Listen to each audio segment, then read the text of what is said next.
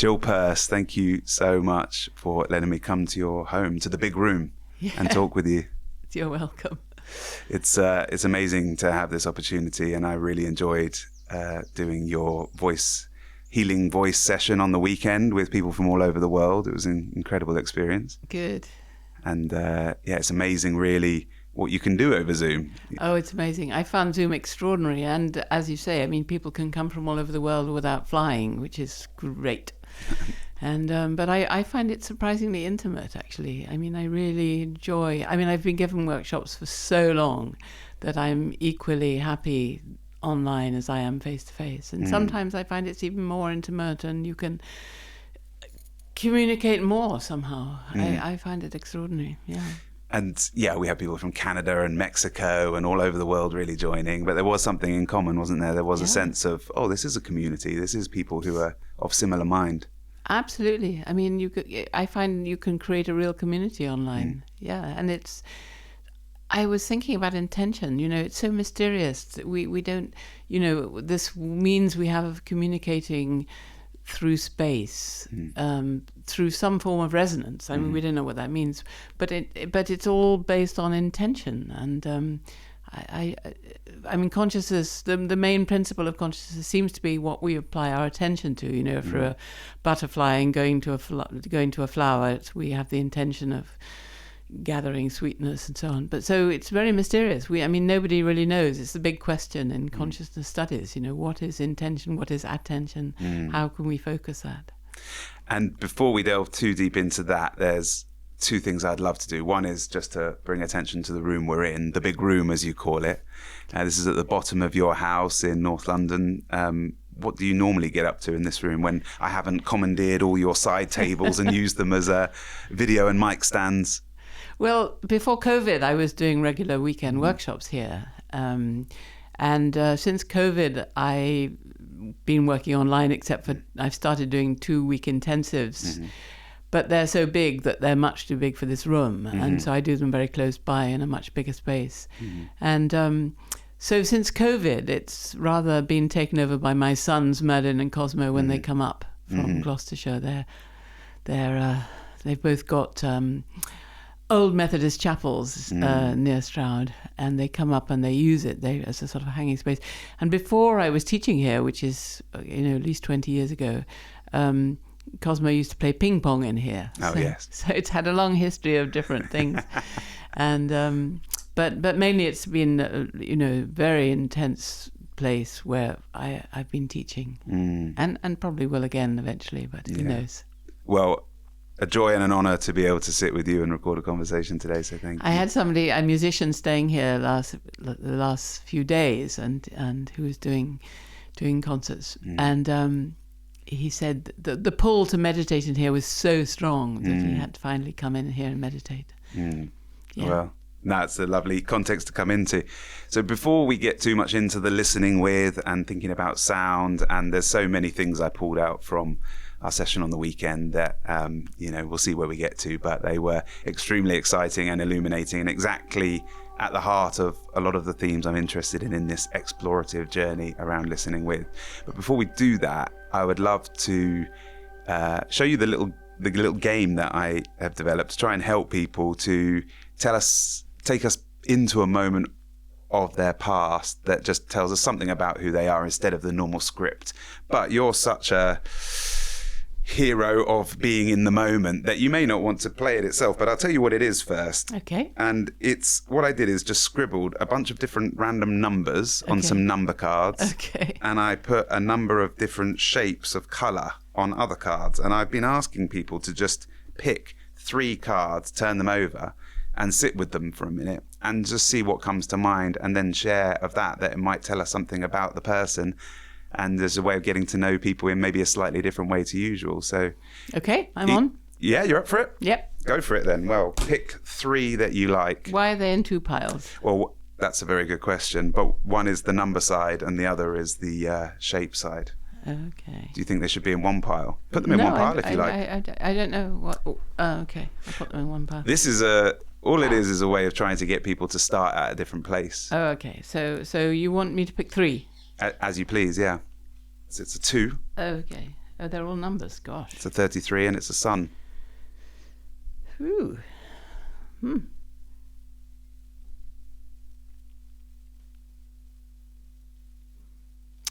Well, years ago when I was I was involved in a group which had a system of working with numbers. I don't really do that anymore. And you always used to add up the numbers and see what they came to, and 2 3s make 6, and 6 is the number of Venus, I think. And I seem to remember, or is it Mercury? I think it's Venus. And well, many years ago, I used to do astrology, and Venus is very big in my chart. I have lots of things trine Venus, and so I started as an artist. Everything, Venus is to do with. I hope it's Venus. Venus has to do with everything that concerns order, beauty, induction of order, and I suppose my work is about the induction of order, really. And I seem to remember I have Venus trine Uranus. This is astrological nonsense. Anyway, Uranus is to do with the exceptional, the unusual, the unexpected, which I like very much. So the unknown, really. So that's yeah. So when were you in that world then? When were you thinking about these number systems and stuff? Oh gosh, this was the early 70s. Right. Yeah, so a long time ago. Number 2, well, same. Well, I know a few years ago, when was it? Maybe 2 or 3 years ago, there was a strange configuration of 2s in our chart, I remember. It was the second in 2022, and I was so puzzled by that that I actually put something up on Instagram about the number 2, and I've forgotten now astrologically what the number is. Oh, it's Neptune. Yes, Neptune. Yes, well, again, Neptune. Well, you asked me about me, so Neptune is conjunct my sun. So Neptune's very interesting because it's to do with images, mystery, psychic abilities, spiritual abilities, and so on. And what I found when I say I don't look at people's charts anymore, but when I did, I noticed that there's a lot of similarity between people who are interested in the spiritual world, but spirit can also be spirit, so it can also be alcohol, and so sometimes. Particularly I have a lot of people from Ireland, and I find the Irish people are deeply spiritual, but the one problem people have in Ireland is alcohol, and so when I work with people, it comes up again and again in people's families. So there's an interesting identity between spirit and spirit, very mysterious. Yeah, and the other one is the sun. Gosh, warmth, heat. Well, my cat just reappeared. We had this strange, mysterious visitor from a cat about 2 months ago. She was wandering up and down the street, which is very unusual for people who have cats because they don't let them in the street in the front of the house because it's quite dangerous because of cars and the heath and foxes and so forth. So every time I opened the front door, she ran in the door. So after about 3 weeks, we kind of decided to adopt her. And then my son was up at the end of April, and he couldn't bear the fact that she wanted to go out. It was pouring with rain. He let her out, and she disappeared for a month. Came back yesterday, and I just find her completely adorable and love to cuddle up and experience her warmth. That's amazing. Oh, thank you for indulging me with that. I think the thing that before we get on to sound and what sound you want to bring into the room, is this idea of inducting order, because in a way, I feel quite excited by that idea, that phrase, if you like. But in a way, inducting feels all about the intuition and quite an open artistic sense of things, and order, obviously, quite a structured concept.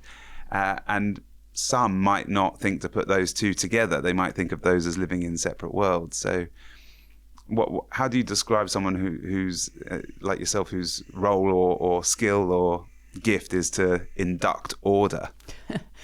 Well, most of the descriptions of enlightenment involve the suggestion of order. Diamond mind, for example, is a phrase used in certainly Buddhism to describe an enlightened mind. And the diamond is carbon atoms. So carbon atoms can be, the lead in your pencil, erroneously called lead, it's actually carbon, where they're in the most disordered state. And when they're in the most ordered state, you have the diamond, which is so ordered, the atoms are so ordered that it's completely transparent and can cut everything. And so you find in many traditions this idea of the identity between order and enlightenment. So almost everywhere. And so one of the aspects of my work is doing what's called family constellations, which I do ceremonially, so I do it rather differently from how it's normally understood. But it's to do with recognizing, seeing, acknowledging the outliers. So people in the family over time who've been forgotten, excluded, disliked, dishonored, disowned, and especially people who've abused the person who's working, for example. The temptation is to exclude them and cut all ties. So what they're doing is, firstly, if you do that, you feel guilty and you punish yourself. Secondly, the person who is thus excluded even more, because there is a very deep human need to belong, will create more chaos because they want to belong. And if they're excluded, the more excluded a person is, the more they clamor for attention, the more they want to belong in their rightful place. So the work that I do involves honoring and re-including the person who has abused us. And that might be counterintuitive, for example. But it's only when that person finds their rightful place, which implies order, that they stop making trouble, stop clamoring for attention, stop being a nuisance, and stop causing chaos, and stop affecting the person who's working. So the whole principle of the family constellation is an induction of order. It is allowing all members of family and ancestors to be in their rightful place, so that they can look kindly. The ancestors, for example, dead members of the family, can look kindly on the living and do what they're supposed to do, which is to help the living remain alive. And it's only when you bring about this order that everything goes well. And so I think order is more than order. I think it's to do, the rightfulness of order implies maybe kind of love. I'm not sure really. Words are quite problematic. And then the other thing about order is what I teach in sound is overtone chanting, which is a way of chanting on a single note, so that you amplify the constituent sounds within that note, which normally we don't hear, but which normally tell us what's making the sound. So they're a bit like herbs, depending on the amount of the loudness of each component part. You can say it's your mother, it's your grandmother, it's a fridge, it's a tree cutter, or whatever it is. So normally it just gives us the information about what's the source of the sound. Whereas what I'm doing is I'm allowing them to become through changing the shape of the resonant cavity, I'm teaching people how to amplify these inner sounds so they're louder than the fundamental. And this is very important because one of the things that happened in music in the 17th century was the popularity of keyboard instruments. Earlier clavichords and so forth, earlier members of the piano family. What happens here is you have a fixed tuning system. So all the tuning systems people had before went out the window. And you couldn't play in different keys. It was in tune in certain parts of the keyboard, but not in others. And so it was a real catastrophe. So you couldn't go from a note to 5 notes above, to 5 notes above, to 5 notes above, which you could before the fifth, the most consonant interval apart from the octave, because you had this overlap when you got to what should be the octave of a quarter of a semitone, known as the Pythagorean comma. So in order to find a way of tuning instruments with fixed tuning, people got together, so polymaths, instrument makers, musicians, mathematicians, anybody who was thinking about serious matters in the 17th century got together to discuss how to incorporate this overlap, this quarter of a semitone.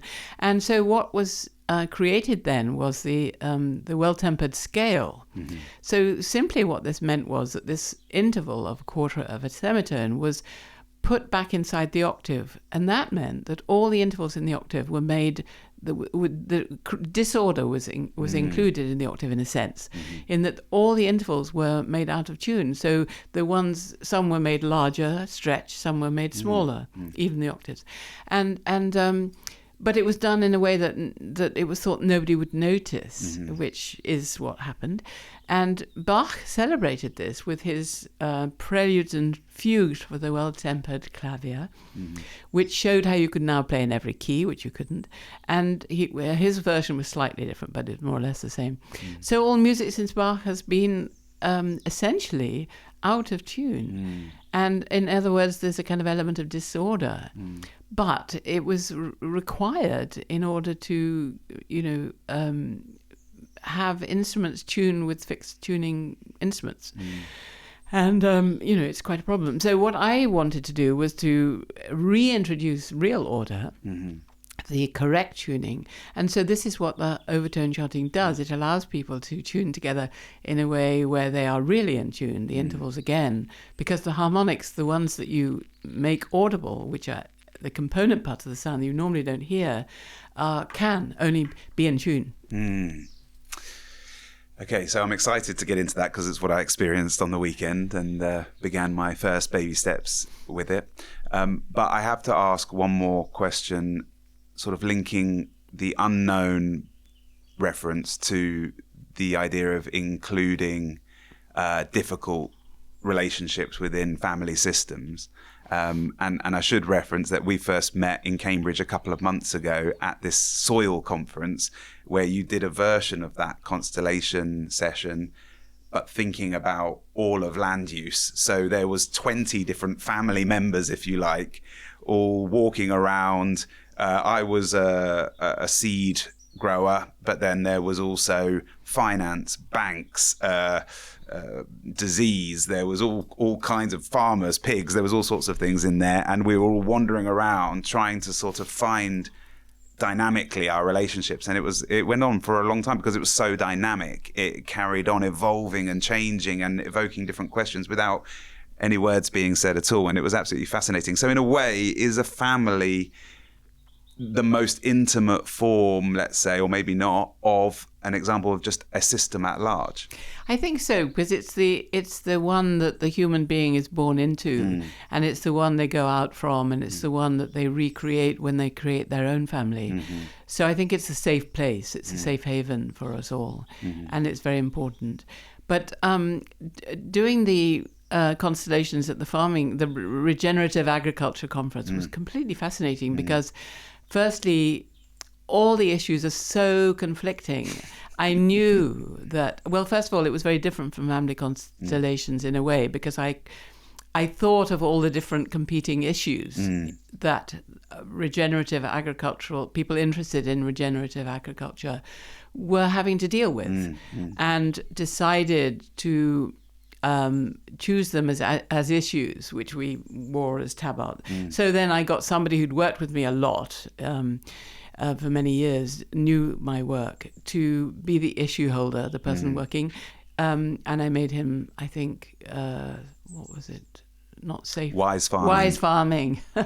And then he chose this out of this box of these issues and placed them on all sorts of different people. So you had somebody who might be a professor of GMO, wearing an issue of fungal, or pollinators or something. Well, my favourite one was Charlie from the net rewilding estate being livestock and walking around imagining him as a pig or a cow or something.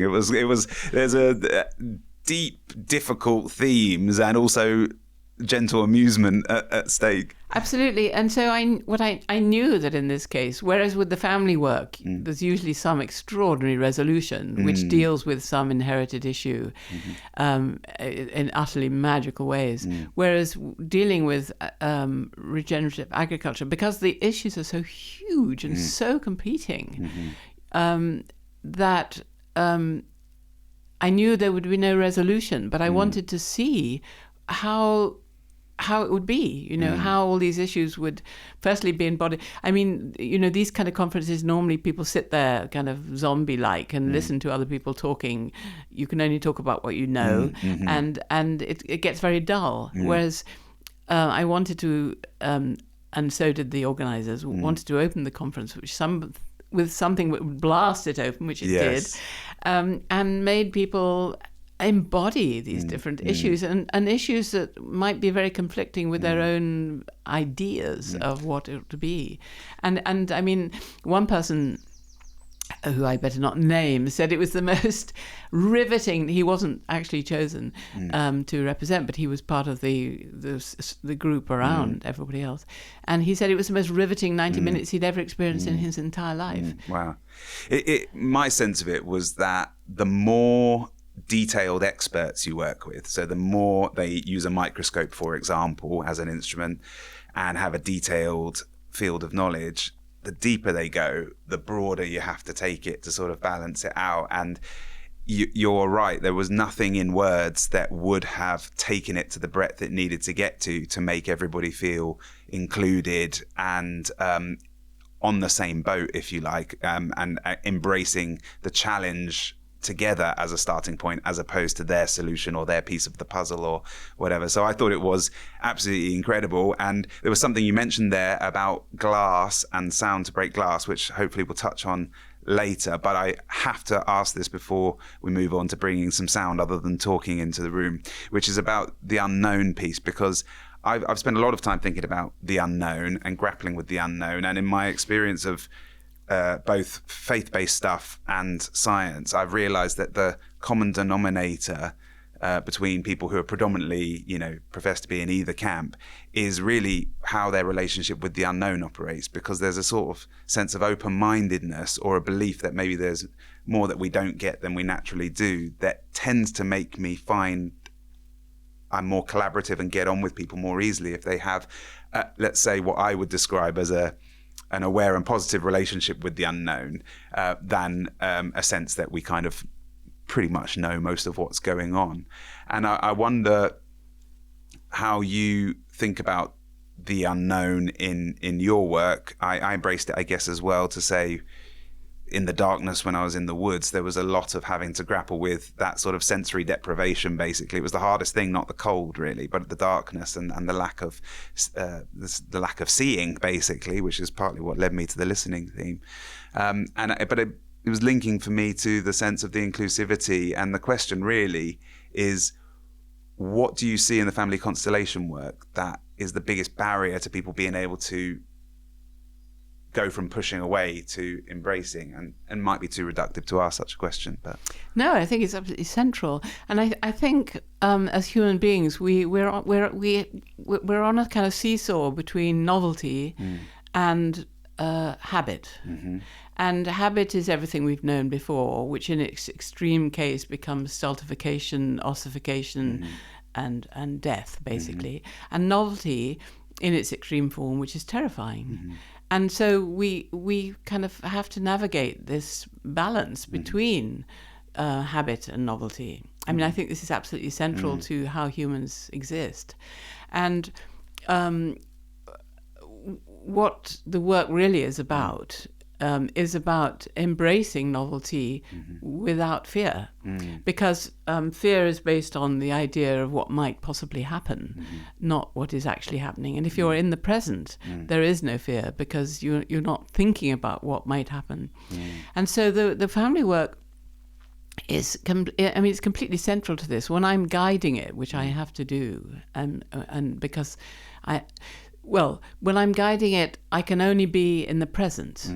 And it's only in the present where I dance with the revelation of novelty in its moment of revelation, where I see what's happening and guide it appropriately in that moment. And I can't have any ideas about what, if this, then that, because then the whole thing stultifies and no longer works, because you can only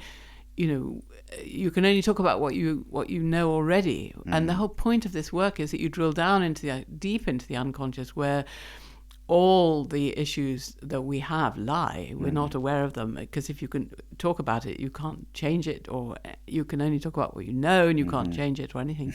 So this work there is very little talking, really. And it's a way of, so for me as the guide, as I say, it's essential that I work with the unknown, that I allow the unknown to erupt into the present. And then dance with it in that moment in a way that helps the person working to actually get what it is that's happened or happening, and how to resolve it. So it's absolutely key.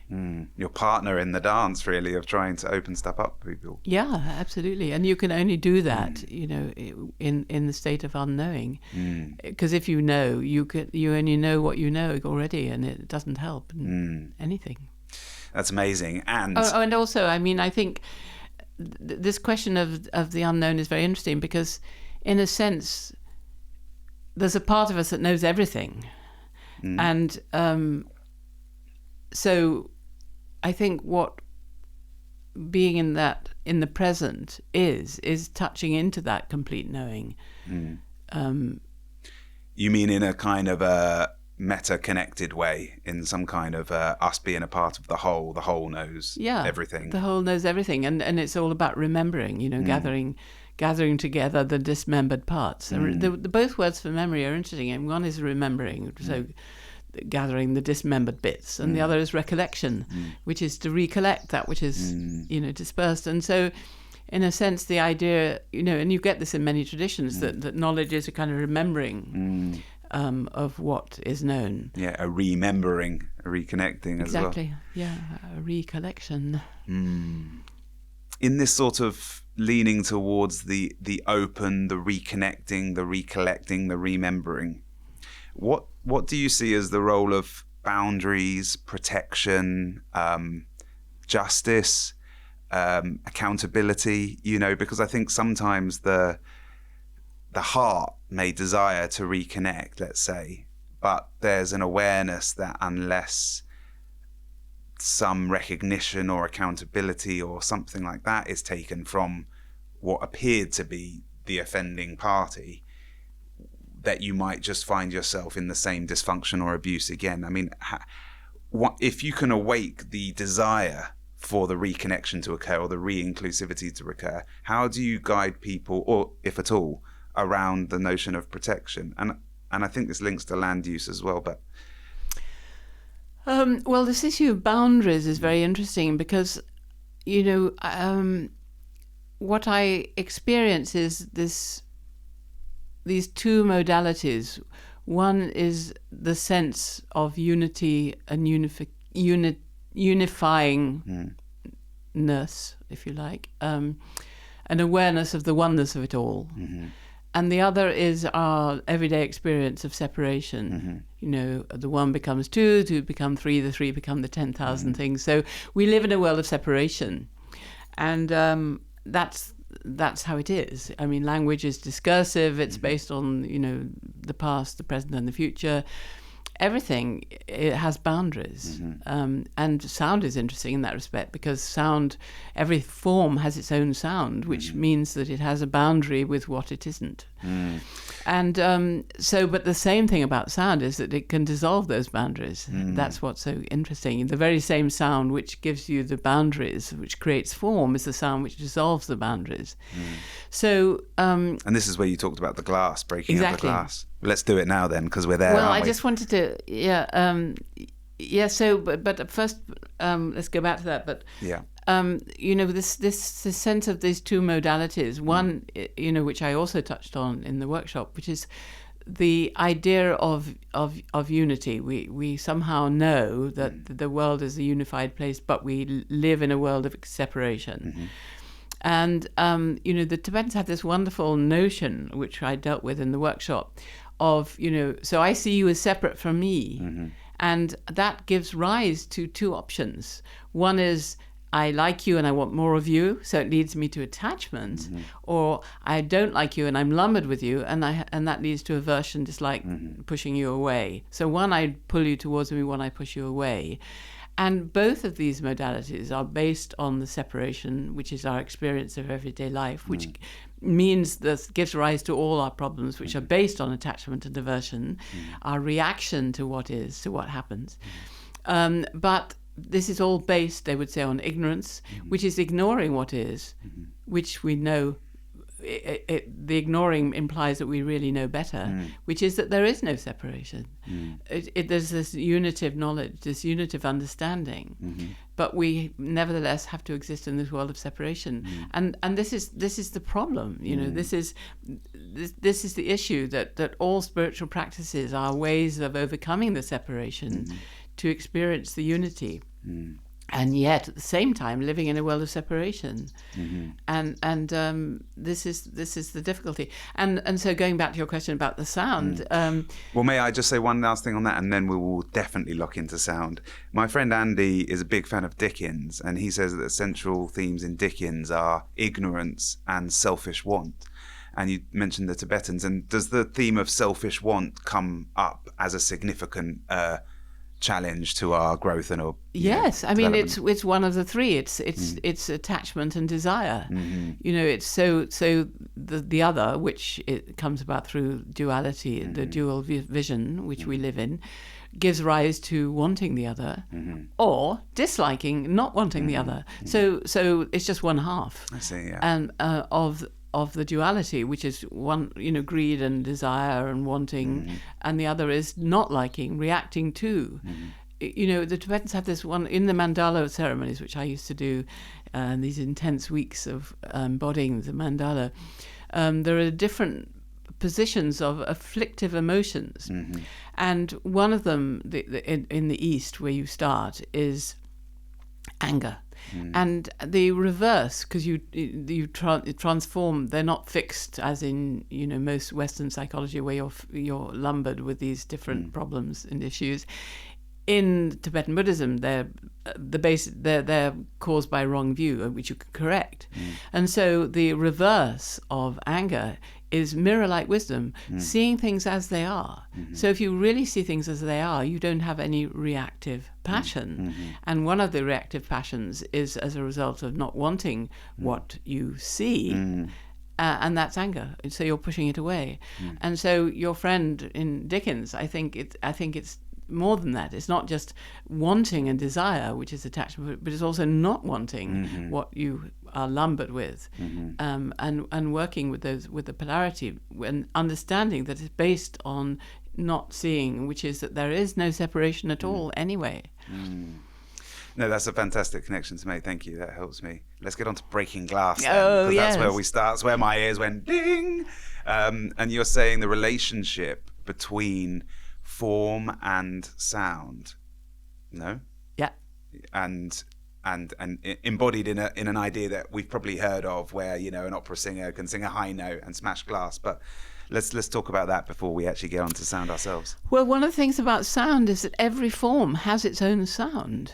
What do you mean by that? How well, if you help me with that? Well, okay, we'll take a wine glass, for example. Yes. Well, this isn't a very good one.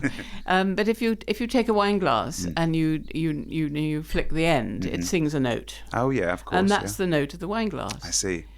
Now, if you have a very high quality wine glass, much higher than most people will want to use for this experiment, and like an opera singer, you have a very precise voice. You can worry the sound, which means you can take the sound of the wine glass and go very slightly above and below it, and so disturb it that you smash it. So one in the early 70s, I was working with a German composer, Karl-Heinz Stockhausen, and one of the pieces we created together was called Alphabet for Liège. It was commissioned by the city of Liège in Belgium. And we did it, performed it. Well, it's not quite the right word, but anyway, it happened in a half-built television studio. And one of the things that so there were 13 different installations, all showing the effect of sound on matter. And one of them, Hugh Davis, who had been Karl-Heinz Stockhausen's assistant at one point, decided to break glass with sound. So what he did was he got enormous sheets of glass with little holes in the middle, and he got a siren. And a siren is a metal device. It had a kind of thing at the end where you can turn a knob and you can change the pitch. I mean, we're talking about the early 70s now. I'm sure things are very different now. But so as you want. So he would put the sheet of glass with its hole over this bolt, and then he'd bolt it on. And then, so you'd have this big sheet. So the public were wandering about this television show. So it was all getting very exciting. So this big sheet of glass on a siren. So he'd take a glass of water like this and pour some water on the top of the sheet. Then he'd adjust the pitch until the water started vibrating. Where was the water? The water was a film on the glass. I see. He'd poured a film of water onto the large sheet of glass. Okay. So at a certain point, the water would start kind of vibrating, and the whole glass would start vibrating. And then he'd sort of get a sense of what the pitch of the glass was, because every form has its own sound. And he'd worry it, which would mean he'd go slightly below and slightly above. And the glass would shatter. And everybody would breathe a sigh of relief and wander off. And then you put another piece of glass on and start all over again. So this was a way of doing it without having to have a wine glass and a voice, but nevertheless showing that the pitch of the glass was that which broke the glass into pieces. But it was only when he found the pitch of the glass that he was able to then break it with the pitch itself by worrying it, by going just slightly above and below it. Yeah, that's the part. I mean, obviously the whole thing, to be honest, it feels exhilarating when you say it. I hope others listening feel that as well. It's like an adventure. How's the story going to go? But the concept I haven't heard before is this idea of worrying it, and I'm wondering about what the significance. I mean, I do understand the concept. I think about the sense that when it's almost on but not on, it is connected to but not at peace with. If it's very different, then it's sort of irrelevant. And if it's on, then cool, we're all at peace. But what is on a kind of mathematic, physical level, sort of what is occurring in that worrying? Then do we know? Well, you're getting interference. If you have two singers making a sound together, I used to do this in my workshops. You go hee, somebody would go hee, and you do it together, and then one of you would slightly move apart, and the other one would hold it. It's quite hard to do because you tend to follow each other. But if you do that, you get interference waves, and so the sound goes. Woo. So that's sort of what's happening, and it's sort of shaking up the whole system. To the extent that if we try and transpose it, because it's almost in different mediums, isn't it? The sense that and help me here because I'm reaching for words I don't really have, but the sound is traveling as a wave that we can't see and can't put our hands around, but yet it's messing with the bonded matter that is in a physical structure that we understand and can get our hands around. And it's messing with the relationship between those molecules, I guess, to such an extent. It's very interesting. I mean, one of the things that got me interested. So when I started this work, I was very interested in how form comes into being, and so I started. I worked with the idea of the spiral. So I used to go. I mean, as a young child, I was at a boarding school in Oxford, and we used to go for walks at a place called Mesopotamia, where there were all kind of weirs and water flowing, and you'd see the water going forward being interrupted, and as soon as the flow of water was interrupted, the forward impulse would turn around on itself and create eddies, which became separate entities. So you could see through the flow of water how form was created by interruption of the flow. So this was one thing.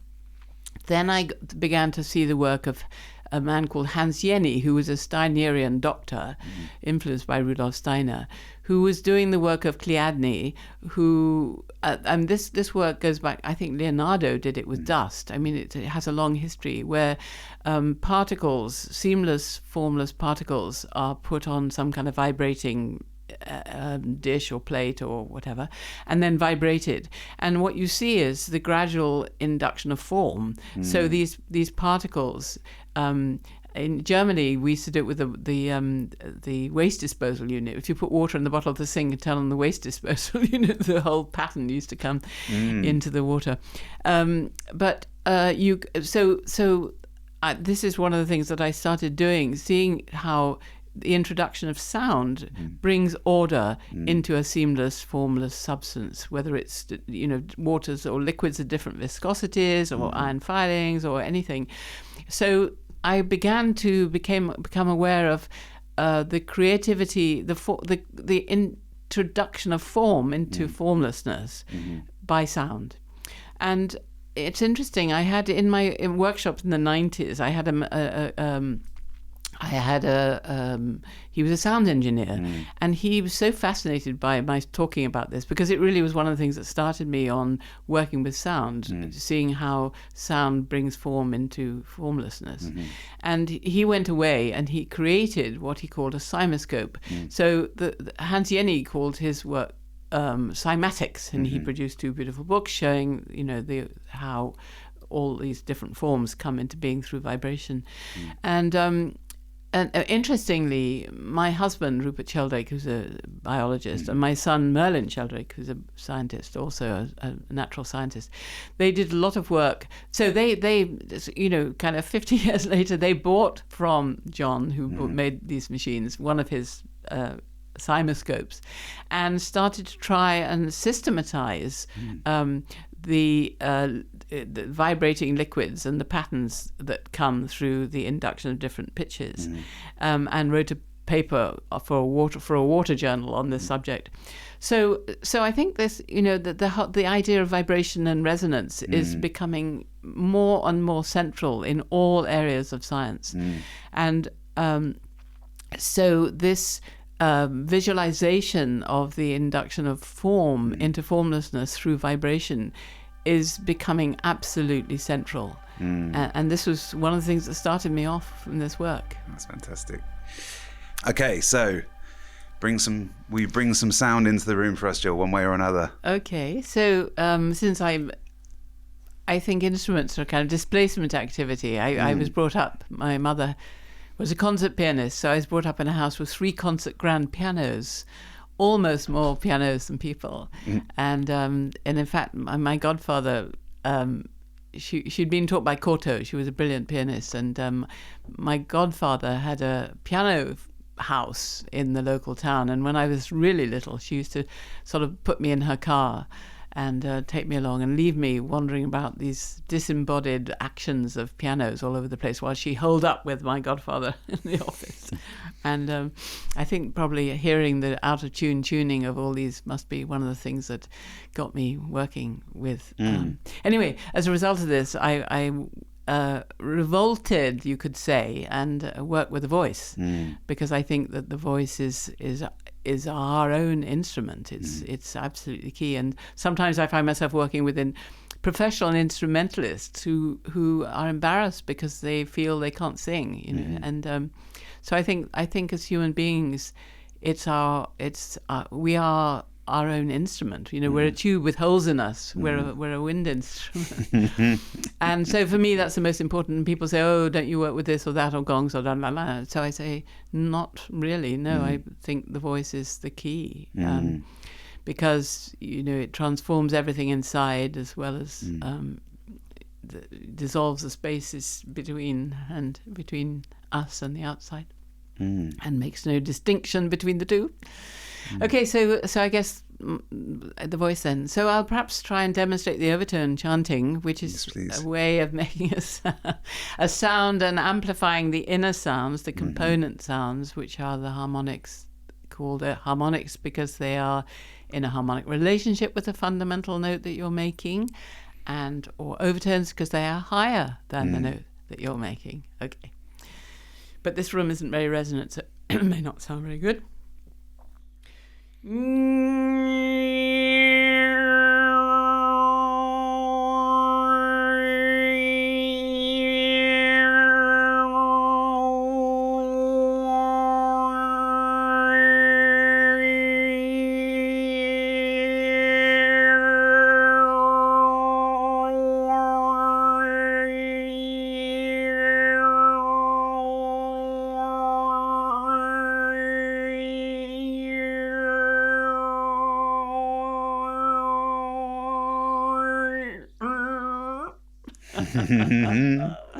So let me tell you my experience first of hearing that. It takes me a while, maybe halfway through is when I really clearly start hearing these overtones, the notes that you're signifying with your hand.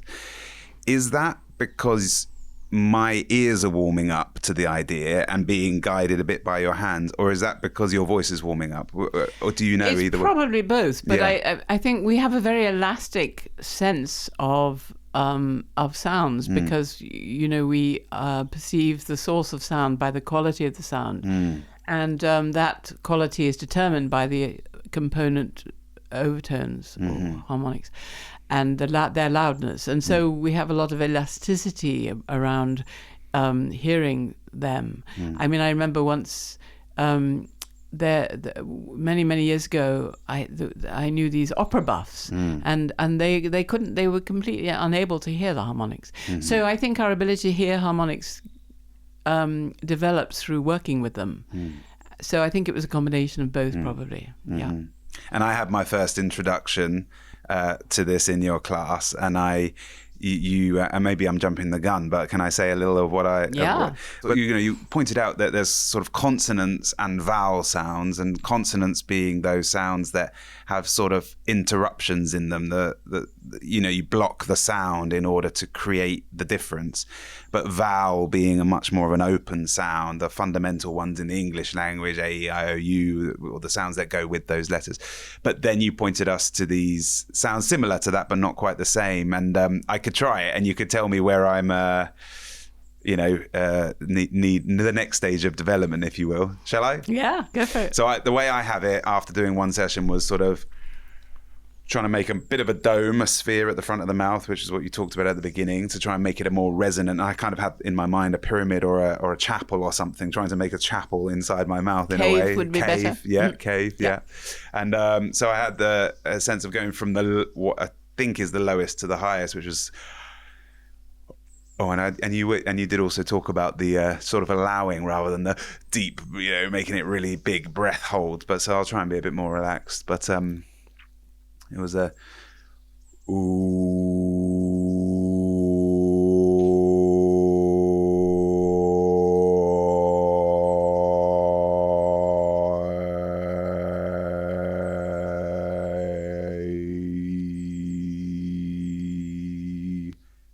Good. Was it? Yeah. Well, I was attempting to go through the 5 different through the vowels. ooh, o, r, e. Yeah.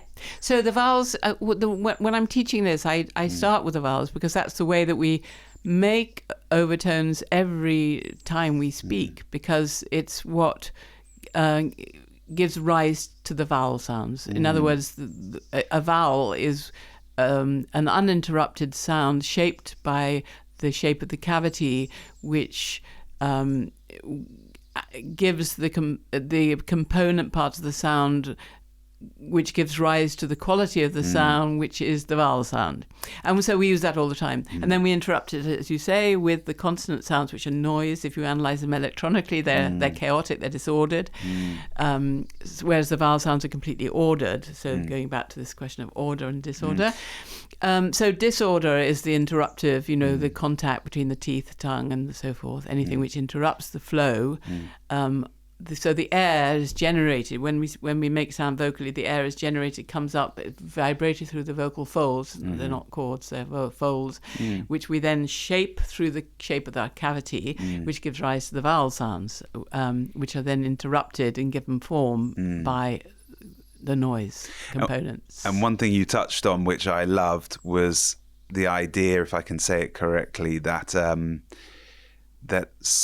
that sound is counting, but the quantity, the maths of it, gives rise to quality. It evokes quality. I think you said something to that effect. I mean, this is the mystery of sound. I think this is why it's so unique, because I mean, again, a fundamental duality in this world is quality and quantity, and they're inimical. They don't relate to each other except in what they do with sound, because sound is made up of counting, if I interrupt the continuity of your experience with a beat, then I speed it up, we have rhythm, and then speed it up further, we have pitch, and then do it now, and 20 minutes later, we have the duration of the piece of music, or, you know, if it's a Stockhausen or a Wagner, you know, kind of several hours later, or and you have duration. So all of music is based on counting, and that's what it is. You know, you count the rhythm of each note and so on.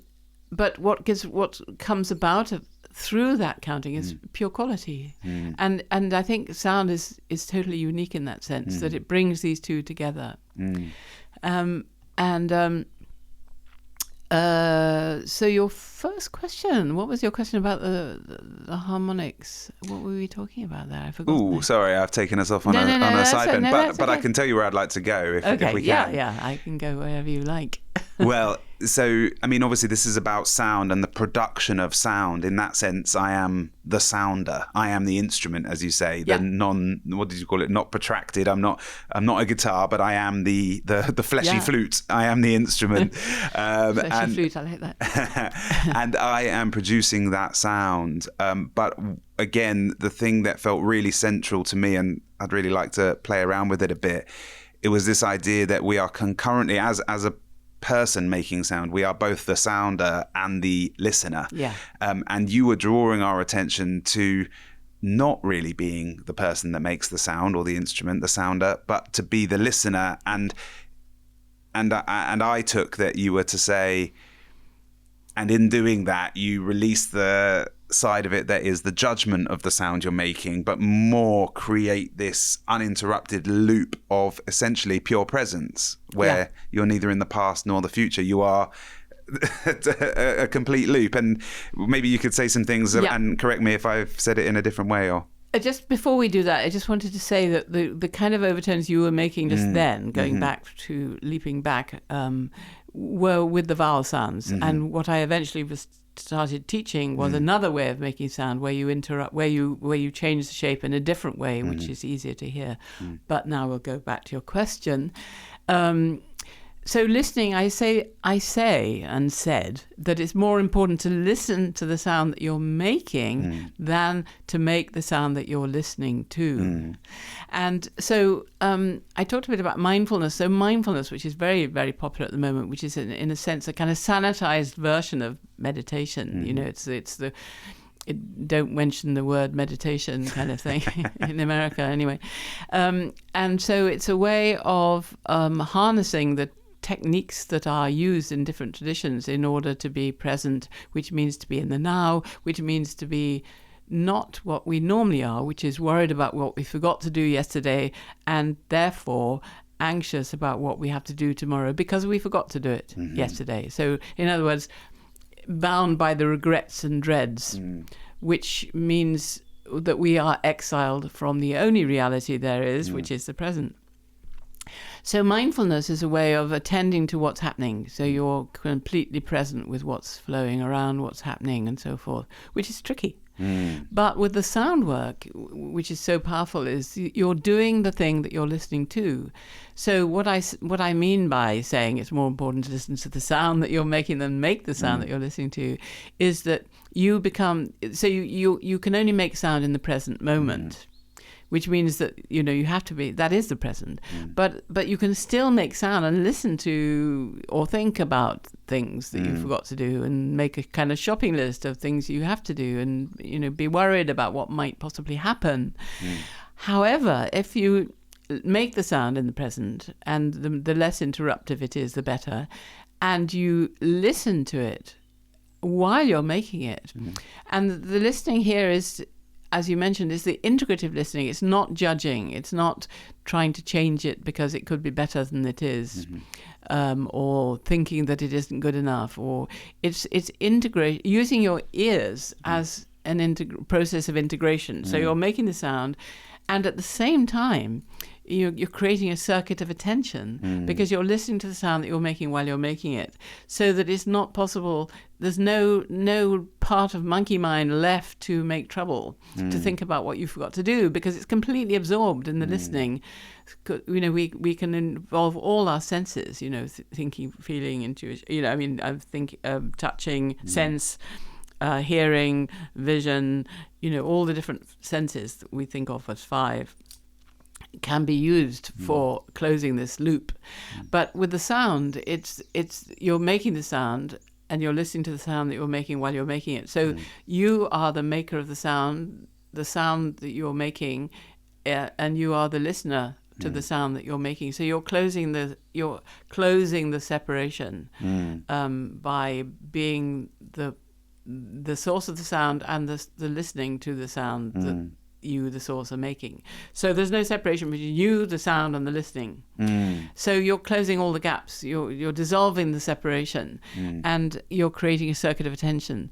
And this, I find, so unlike mindfulness meditation, where you create the thing that you're attending to. So you are both creating the thing and you're attending to the thing that you're creating. And of all the ways of being present, all the techniques which are at the very heart of all spiritual traditions, this is without question the easiest way to do something which is very, very difficult to do. And that's why I invite people to do it. Well, and I think what resonated with me as well was in the woods. For me, I used to do public speaking. I do some of it again now, but much, much later, 5-6 years afterwards. And language fell away from me, words, theology, all kinds of sense of linguistic structure, let's say, all fell away. And what I like, I'm now very aware and critical in my own sort of view as I go into different communities and see what language structures are present and require subscribing to if you want to be a part of that community or that train of thought or whatever. What I love about this as a practice is it is and you mentioned something to this effect, that it's kind of pre-culture. It's pre your local group, whatever country or land you may be in. This is an act of physics. It's an act of pure tone, as you say, and pure presence that comes from that. And one may interpret it as they like. Well, just picking up on that, I mean, every culture has its own way of dividing the octave. I mean, that's as I mentioned in the workshop, it's a cultural agreement. You have the pentatonic scale, which you can play on the black notes of the piano, which you get in China and Tibet and in Celtic music. That's all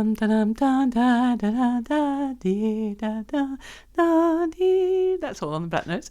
Don't get me on Old Lang Syne. I'll be. Anyway, that's pentatonic scale, and then you get the well-tempered scale in West, or the non-well-tempered scale, the Balinese scale. There are so many, and then the Indian has all kinds of different microtones, almost no fixed scale.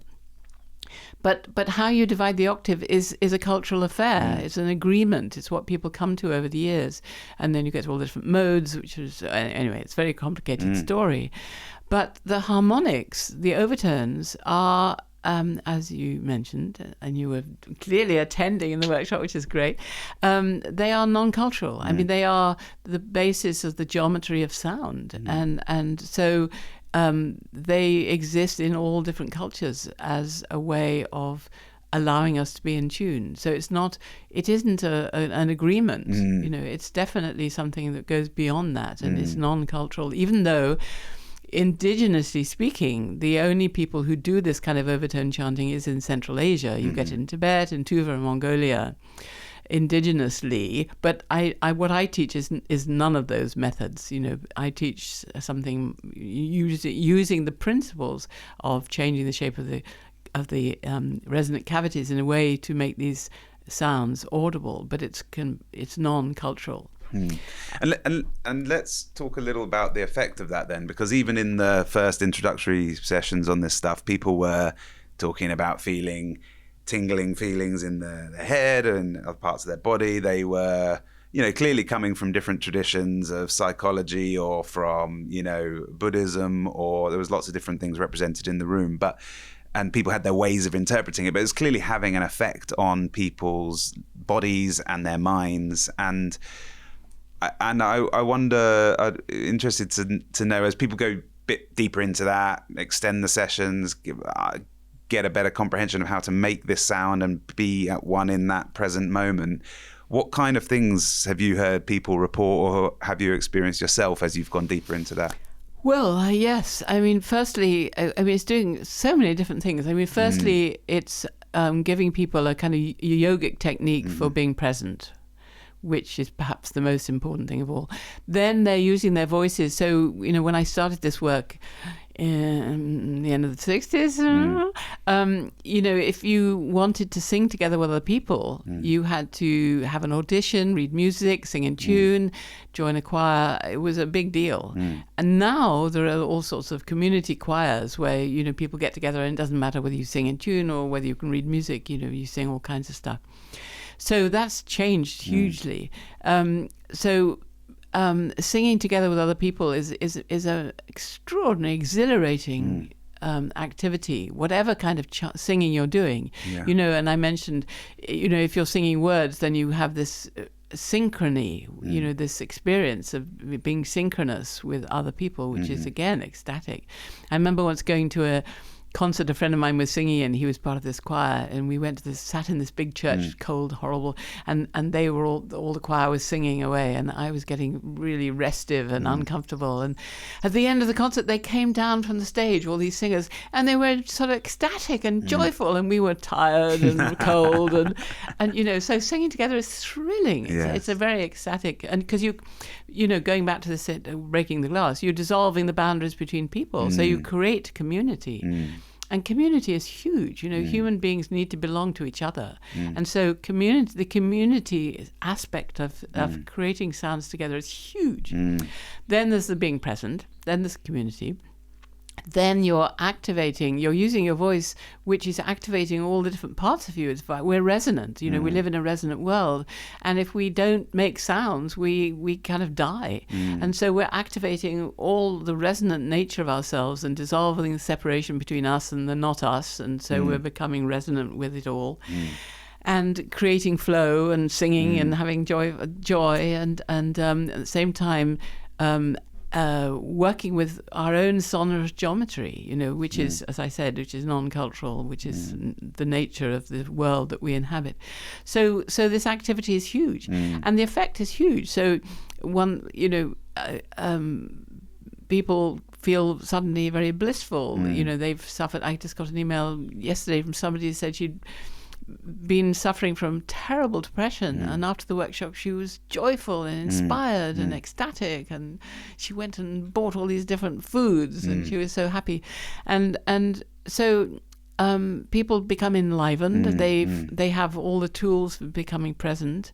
They learn how to be in tune, which means being sound in mind and body. Yes, I like this. Yeah. And re-enchanted. Didn't you say something about one of the lecturers at one of your son's universities saying something about using that turn of phrase? Because turns of phrase are important, and as you've also mentioned, I've realised as well that we have so much language around vision, but not very little around smell. Actually, I don't even know how to say the equivalent of a listener in the sense of smell. No. But we have some language for sound and listening, and you were talking about that at the university. When my son Merlin was leaving Cambridge, he'd done his PhD, and the dean, they were all gathered in the chapel of Clare where he was, and we went to the leaving service, and the dean said, I don't care about whether people are they go out as clever, intellectual human beings. But what matters for me is that they go out as sound human beings. And I thought, yes, this is brilliant, because to be a sound human being, sound means to be right and in tune. So it implies order, and order being in tune, and it's the same thing. And if you're unsound, then you're kind of a little bit loopy, and also out of tune or highly strung. So language is very important. And the stimmt in German means right and in tune, and Stimme is tuning. And then, of course, this other notion of being, everybody is disenchanted. Oh, I'm disenchanted with this, I'm disenchanted with that. Well, disenchanted means you're not chanting. And if you want to become enchanted, you have to chant. I must say that sound, the pure simplicity of that turn of phrase does really land deeply with me, because it sort of reveals, and I think that's what I love about the transformative nature of what you're describing, sound and listening, as a hand and glove circular kind of thing. You can do it with others, with instruments, or within yourself. Is that it's accessible to all and everyone. Yeah. It's not something where we have to go off into a jungle in Central America and do a full ayahuasca experience, although that's great for many. Actually, we can find transformation in the room in your basement in somebody else's place, and you can open those doors a little to yes, and I mean, one of the things that people, this big craze at the moment is to blast our system open by taking hallucinogenic substances, and it's actually having a very remarkable effect societally at the moment, and people are discovering that there are all kinds of plant substances which help addiction and depression and so on. And I have many friends working with this at the moment. But the thing about sound is that it stimulates all the happy chemicals, all the things, dopamine, oxytocin, serotonin, endorphins, all the kind of things that are that people externalize the means of transformation into a pill or a plant, and then re-imbibe it in order to lose control, really, to let the control go, because it's so extreme that you have no control and you can go for it. But you can do it yourself. They're endogenous. They exist within us, and it's just finding the ways of amplifying them. And also, the two other things which are very popular at the moment are nitric oxide, which is a vasodilator, which is stimulated through chanting, which means that your blood pressure is reduced because the veins become bigger, expanded.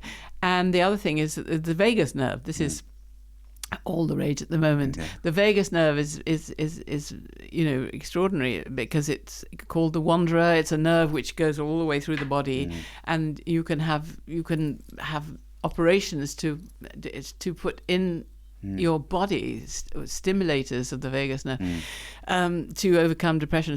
So stimulating the vagus nerve is now clearly affecting us emotionally, psychologically, physically, in every possible way. And the way that we activate the vagus nerve is through chanting. I mean, one of the main ways, anyway. And so, chanting can stimulate all these ways that people are striving for at the moment to find other ways of doing. You don't need to do anything, you just need to chant, and it's all there. And if I can inject a little of myself for a second as I'm collecting it, I would almost think of it as like that the little I experienced was almost like an internal exfoliation. If you exfoliate, it can leave a sort of a gentle tingling around. You feel enlivened, the skin feels enlivened. My skin felt like that, but coming from the inside, because I assume I had been just vibrating it literally and very classically. And a couple of other thoughts for me, it was most of my grandparents are Welsh, and there's a real strong culture of choral singing in Wales, and there's a real strong community Celtic vibe that I think is lost in Surrey and South London where I live most of the time. And then also, as I grew up, I grew up leading worship with a guitar and leading people in worship. But the thing for me that I used to love was I would sing a simple song, but then that was my excuse to get to the part almost after the song where I would just roll around a simple chorus or a middle eight or something over and over and over again, maybe for 10 minutes or so. And that it was in that kind of extra time, or that bathing in something. Yes, there's words, but the words fall to the background and something else comes to the foreground. I can't tell exactly what that is. And the final thought, just they're all collecting in my mind as you were speaking, was sometimes if I have a big day at the moment, last few years, I find myself going into the shower sort of essentially summoning more power. It's like, you need power. If you feel like you've got a big day ahead of you, it can be. And for me, I find myself reaching for low notes. I find myself in the shower going like, ooh, which when I was doing your session made me realize, this is actually kind of very similar starting point to what I'm doing with you. And often for me, the song I know is Wayfaring Stranger. I don't know if you know that song, but maybe I will. I just end up going like, ooh, ooh. and kind of that loop over and over again. So it's just I sort of, as you given me a context for it, I realize actually there's some things that I do naturally on my own, and this act enlivens my body as I'm showering and gives me source, gives me power to sort of go out and do a difficult or challenging day sort of thing. So absolutely. Actually, the one thing you can do in the shower, so there are lots of sensory deprivation activities you can do. And one thing you can do in the shower is if you put one of those sort of plastic bath caps over your ears. I don't know if you can still get those, and stand under the shower and have the shower at body temperature. Then you get into a kind of sensory deprivation chamber, and that's another way of try it. So it stops you hearing so much. So no, you hear more. Oh, you hear more because it's like a headphone almost. Wow. Interesting. I'll definitely try that. And yeah, indeed. So as we come into land, Jill, I mean, I feel I could talk with you for days. I'm sure many can. And I really appreciate you sharing all this stuff with us. And this is sort of what feels like a very introductory conversation. But could you sit for a second with this idea of what is, if you're trying to summarize, what is listening to you, and does it have some sense for you as it does for me that it might be among the most powerful forces in the universe? And I mean, just anything that you feel at the end of this long rambling conversation we've had. Well, there are all kinds of exercises, in Tibetan Buddhism, which I spent 45 more years studying, which is so interesting. There are all kinds of exercises where you listen to sound. So you, for example, you can sit by a river, for example, and not make sound yourself, but through intense listening, again, absorptive listening, integrative listening, not judging listening, not separatistic listening, but integrative listening, where you become the sound of the river. So you need a kind of relatively continuous sound to do that. But listening to the sound of water is a classic. So you can use any of the senses for overcoming separation. And hearing is a very, very good one. And hearing is interesting because it's non-directional. So people who've lost their sight or lost their hearing, feel very isolated in the world. And people who've lost both tend to say that the worst and the most isolating thing is losing your hearing more than your sight, because your sight is directional, and whereas hearing is integrative. And so losing your hearing tends to be, much worse for people. And so I've often, done little games with people where they, lose their sight and lose their hearing, or at least they obstruct it in some way and see which is more affecting. And so hearing is it's a way of locating ourselves in space. Because it's non-directional, and so it's very, very powerful indeed. And it's a great tool for integration. So you can actually focus your hearing on anything. I mean, for me, making the sound that you're listening to is the most important, but you can go anywhere and listen to a continuous sound, or like water, for example, and use that as a practice. To dissolve the difference between you and that part of the whole. Yeah.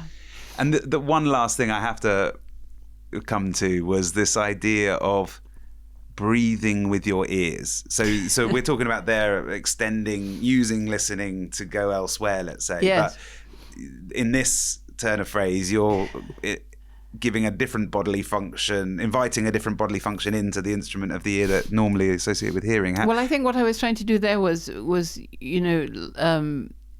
to create a kind of what's the word, where you can see notes, synesthesia. Ears, the senses, the organs of perception, which Blake saw this. All the senses can be used for perception, and so I try to confuse they're sort of filters which we filter that come between us and the outside world, and you the more developed you become in your awareness, the more there's cross stimulation between these filters, and you can see colors with sound, and so by having people breathe through their ears, I'm trying to confabulate, if you like, or confuse these normal relationships that we have with our senses, so that we use them in a different way. And because if you do that, if you confuse the sort of mind to movement activities of the body, you enter these very spatial dimensions, and that's what I'm trying to do by having people listen through, breathe through their ears. Well, in my sense of it, synesthesia is seen as like an edge case, that if you're a synesthete, you're kind of an unusual character. But I wonder if we would do better to sort of embrace synesthesia as a core human trait that we're trying to remember or reconnect to. And maybe that, if we embrace that at the core of our identities as a normal human thing, then maybe that would invite and invoke more of the connective tissue that I think you're pulling at in the sonic realm, shall we say. Absolutely, because I mean they are only filters, that we use, and so the more we become synesthesic and smell with our ears or whatever, the better. Yeah.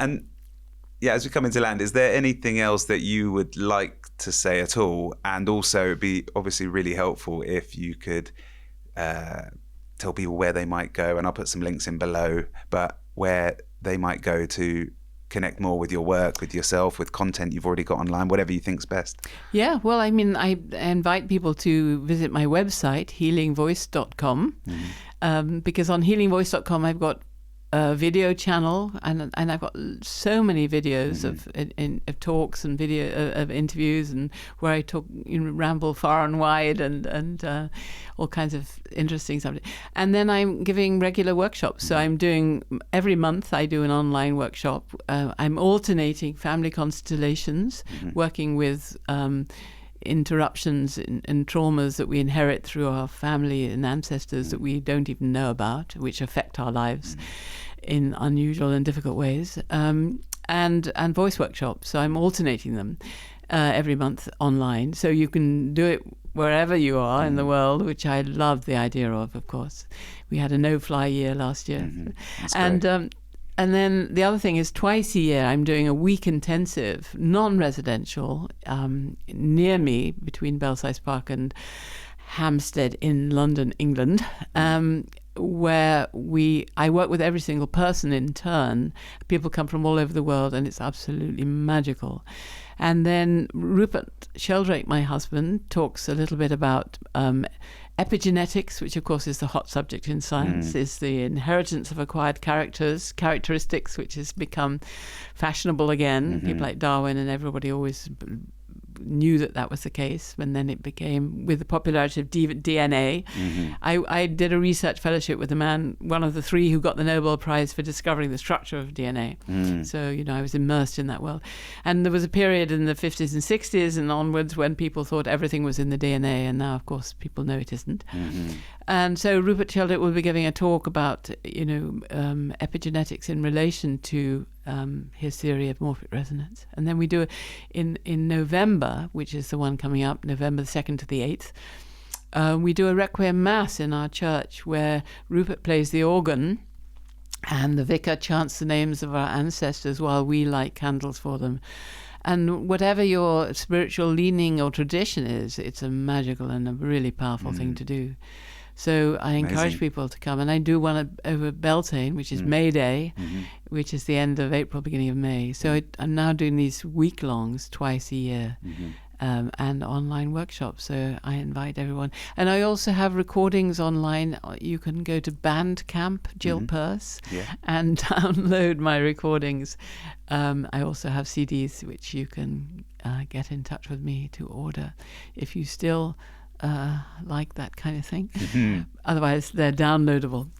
So I hope people will come and work with me. Yeah, absolutely. I can't recommend it enough. It was a brilliant session, and it was really unique doing it with people from all over the world as well. And I was amazed at how well the sound worked through the the limited thing of a computer. Such a deep and resonant thing actually did come through really, really well. The tech is amazing these days. I know, it's amazing. I mean, my son Cosmo is a musician, and so he was able to record the sounds for me, which I put through the computer, because Zoom at the moment, people's uptake and download times differ, so you can't actually mutually chant together. You have to, so people chant with the recording of group chant, so it's as if they're chanting together. So, yeah. But it's miraculous. Yeah, it really is. It's amazing. Jill, thank you so much for trusting me with this conversation. It's a beautiful thing, and I've gained so much from the session and from today's chat, and it sparks so many ideas that will continue on in this exploration, and hopefully we'll get to talk again. Yeah, you're welcome. Thank you, Jill. Appreciate it. The human foot is an evolutionary masterpiece. 26 bones for natural stability, over 100 muscles, tendons and ligaments for natural strength. Hundreds of thousands of nerve endings for natural sensory feeling. Just by wearing bare footwear for 6 months, feet regain their shape, sense and strength by 60%. Embrace your human nature and get 15% off your first Vivo barefoot order with this link.